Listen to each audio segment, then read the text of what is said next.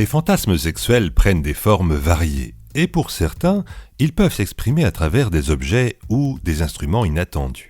Parmi les paraphilies les plus originales, l'holophilie désigne l'excitation sexuelle provoquée par les flûtes. Bienvenue dans le point G.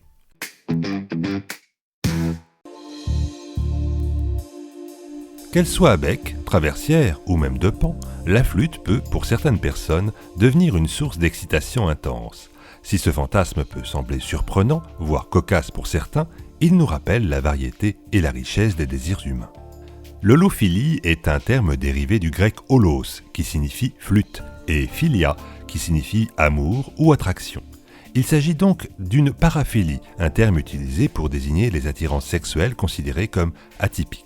Dans ce cas précis, l'holophilie fait référence à l'excitation sexuelle générée par la vue, l'écoute ou l'interaction avec une flûte. Bien que peu commun, ce fantasme s'inscrit dans une grande variété de paraphilies, où des objets ou des situations inhabituelles provoquent du désir. La flûte, en particulier, peut être perçue de manière très sensuelle pour les personnes concernées.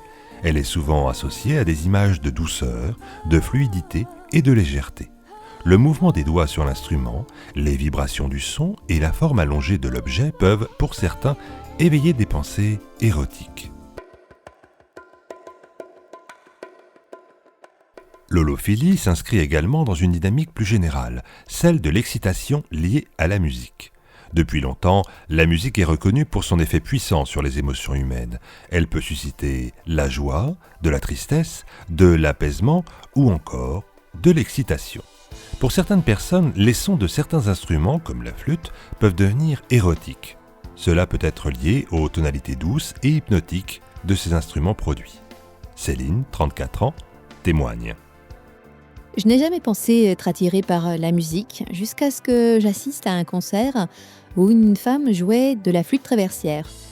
Quelque chose dans sa façon de jouer, sa posture, le son de la flûte. C'était tellement sensuel que j'ai ressenti une forte excitation. Je n'aurais jamais pensé que la musique pouvait provoquer ça chez moi.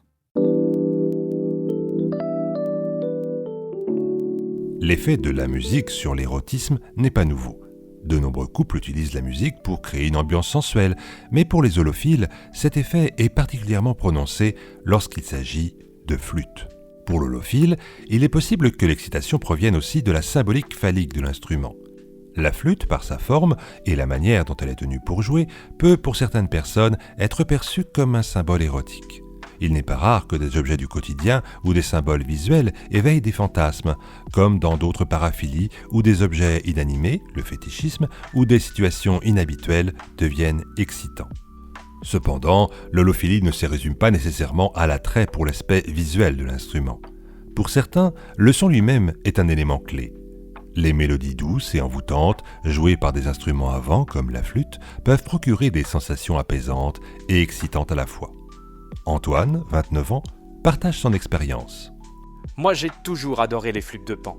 Le son me détendait tellement que ça en devenait presque une forme de plaisir physique. Avec le temps, je me suis rendu compte que j'étais aussi attiré sexuellement par cet instrument.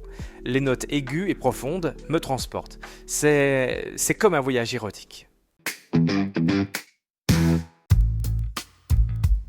L'holophilie peut prêter à sourire, mais cela montre à quel point les fantasmes peuvent être divers et variés.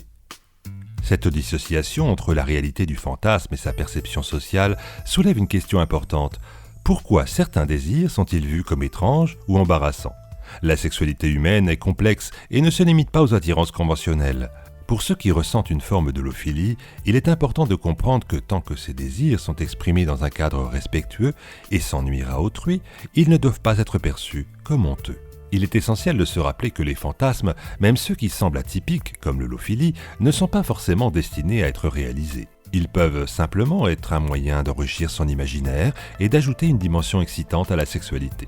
Parfois, le fantasme reste plus excitant dans l'imaginaire que dans la réalité. Une sexologue écrit que « les fantasmes sont une fenêtre sur nos désirs et nos besoins psychologiques. Ils ne sont pas nécessairement un reflet de ce que l'on souhaite vivre, mais ils peuvent servir à pimenter la vie sexuelle ou à mieux comprendre ce qui nous excite. Dans le cas de l'holophilie, il est possible que le simple fait de penser à une flûte, à son son ou à sa forme suffisent à susciter une excitation intense sans pour autant chercher à recréer ce fantasme dans la réalité. L'holophilie, bien que rare et peu connue, montre que les objets les plus inattendus peuvent devenir source d'excitation pour certaines personnes. Que ce soit la forme, le son ou la symbolique derrière l'instrument, l'holophilie témoigne de la diversité infinie des désirs humains. Si ce fantasme peut prêter à sourire, il souligne une vérité fondamentale. Il n'existe pas de norme universelle dans les fantasmes sexuels. Chaque individu a ses propres déclencheurs, ses propres objets de désir, et tant que ces fantasmes sont vécus dans le respect de soi et des autres, il n'y a aucune raison d'en avoir honte.